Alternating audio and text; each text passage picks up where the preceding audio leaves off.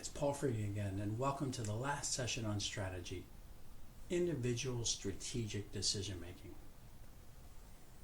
The key questions for evaluating strategy to see if it's successful in your organization are: 1, is it concise, clear, and communicated? Is it aligned? And also, does it address the 4 P's: position, priorities, payments, performance? But you know what the most important question of all is? Does it guide daily decision making? The only way that happens is if you've ensured that you have a very clear and easy to understand strategy that's been bought in by your employees, have been part of the process, and that they can recall it very easily so that they can make daily decisions aligned with that strategy. Today's presentation goes into why are there occasions when it's difficult for the individuals in your organization to recall the strategy, or more importantly, execute against strategy. And this gets to an understanding of individual level heuristics and biases. In a unique part of an asynchronous material, we're going to start with a pop quiz. So I want you to read this chart and pause the video and analyze this on a 1 to 4 scale for how the decision making is made in your organization. If you're comfortable doing it for the entire organization or for your unit, but try to generalize and say, in terms of structure, role, processes, answer each one of these questions. 1 is strongly disagree, 4 would be strongly agree. Go through each question, take your time, and then calculate what your total number is. Remember, pause the video, answer these, come to a total. Now to interpret your results. If your number was more than 35, congratulations, you're a rare breed amongst U.S. organizations at least. This survey was compiled by Bain & Company, and they compared it to the results of the companies who took the survey. You're doing great. 31 to 35, you're good, but there's some room for improvement. 26 to 30, your organization is in serious barrier for decision making. And then 10 to 25, you really need some help. We suggest major organizational transformation. So remember, this is just a quick self-assessment, but it gives you some sense of what the decision making is. Now, to make you feel even better, if you were in the lower ranks, you're not in bad company, because on a macro level, we all have room for improvement.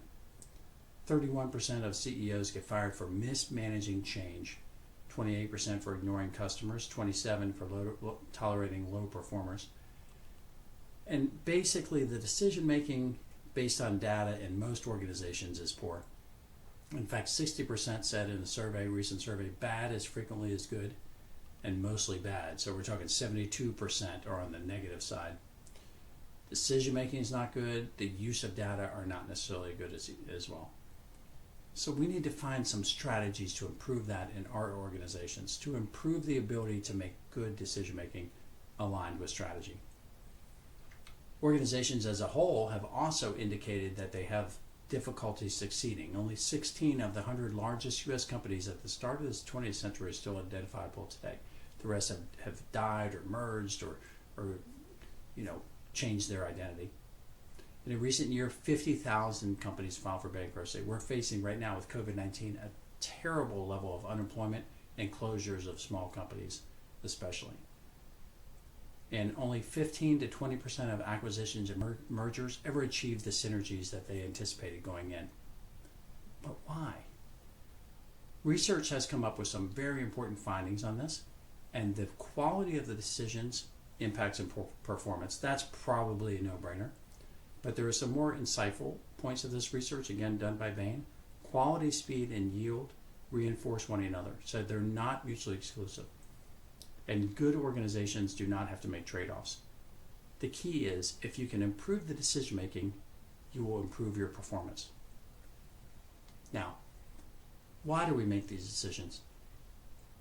Well, we're human. That's one of the biggest problems. We have an inherent flawed decision-making process that's really not rational. What do I mean by that? Well, Kahneman and Tversky were great contributors to this. So they suggested that there's an external environment that exists, and then we all perceive it, unfortunately, very differently. We have biases and heuristics that affect how we interpret what's going on, and they also affect our decision-making processes. Let's do a quick example. Linda is 31 years old, single, outspoken, and very bright. She majored in philosophy. As a student, she was deeply concerned with issues of discrimination and social justice, and also participated in anti-nuclear demonstrations. Now listen, I want all of you to answer. You have to answer one or two. What's more likely to be true? 1, Linda is a bank teller, or 2, Linda is a bank teller and active in the feminist movement. You have to choose one or the other.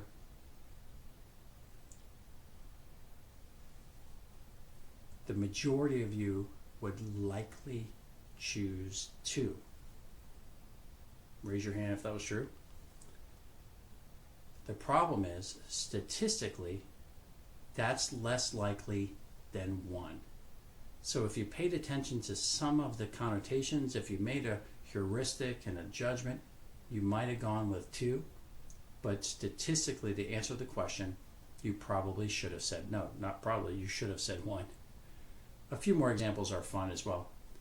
A coin tosses heads, heads, heads, heads, heads, heads, heads, heads, heads, 9 times in a row.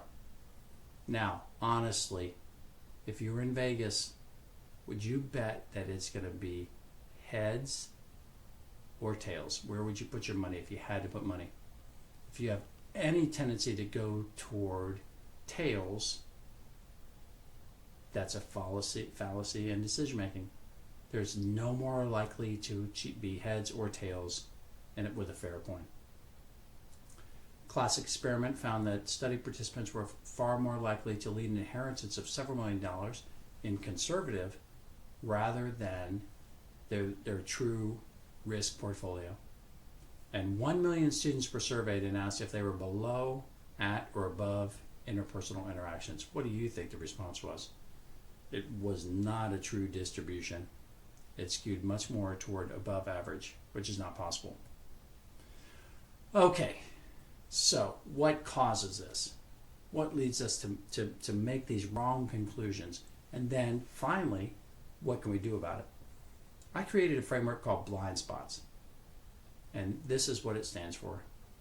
Bad money after good, limited frame of reference, invalid assumptions, non-statistical significant conclusions, deal-maker curse, self-focus over organization, problem framing, which includes key issues and components, overconfidence and tendency to avoid loss, and a sending good news bias. I can go through each one of these and explain a little bit. This, by the way, is the complication in the story. This is what causes us to make the wrong decisions. And then when we wrap up, we'll talk about strategies to mitigate the damage of this. We'll never fix people per se, but we need to make sure our organizations have the best decision making they can make. What is bad money after good? This is an escalating commitment. If you say you think something is important, you make a public proclamation, you keep on going, even if you receive disconfirming evidence. And that's the thing. You should pay attention. In politics, this is a big problem. They call you a flip-flopper. But you should pay attention if you get disconfirming evidence. Limited frame of reference. All of us have seen only our own experiences in life. So the best thing you can do is broaden that experience. So we are limited to what we have seen, read, experienced, touched, and that's a limitation. The I stands for invalid assumptions, projections of what's going to happen. Maybe we had the wrong assumptions going in. They were unchallenged. We have corporate myths about this. Or non-statistical significant conclusions. We generalized based on a sample of 5. So you got to be very careful about generalizing conclusions. Another blind spot is deal maker curse. You want to win a deal at all cost. It's more important kind of emotionally and personally to win, and you go past the true returns of that victory. Related is the self-focus of our organization, that individual outcomes are more important than the overall organization, and we have to balance that. The P stands for problem framing, so this means that you didn't really identify the key question and hypotheses. This is what I wrote 2 books about: problem solving the McKinsey mind, and the McKinsey engagement. Overconfidence. If you don't think you suffer from overconfidence, you suffer from overconfidence. Many of us are overconfident and just believe our own experiences give us everything we need to make the decision. And wrapping this up, we have a tendency to avoid loss. That's a T.